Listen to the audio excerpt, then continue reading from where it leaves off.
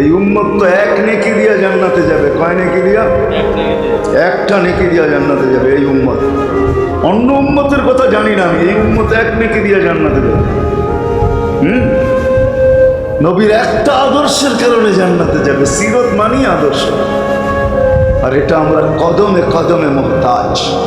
কেননা এই ছোট জীবনটা যদি গ্রহণযোগ্যতা পর্যন্ত পৌঁছাইতে হয় আল্লাহর কাছে, চাই নারী হই, চাই যুবক হই, চাই বৃদ্ধ হই, যেই মানুষই হই না কেন, যেখানেরই হই না কেন, যেই বাসারই হই না কেন, যেই বর্ণেরই হই না কেন, যেই পেশারই হই না কেন, যেই সোসাইটিরই হই না কেন, এই জীবনটাকে যদি গ্রহণযোগ্যতা পর্যন্ত পৌঁছাইতে হয় কার কাছে? দুনিয়াওয়ালাদের কাছে না, মালিকের কাছে, যিনি এক ফোঁটা পানির থেকে অস্তিত্ব দিয়েছেন, যার কাছে আবার আমাদেরকে ফিরা যেতে হবে।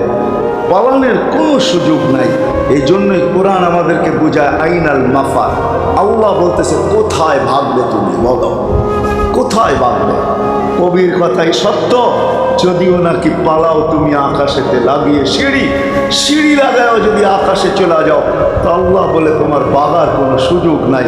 কেননা ইল্লা বিসুলতান, ওইখানেও আমার রাজত্ব, এইখানেও আমার রাজত্ব।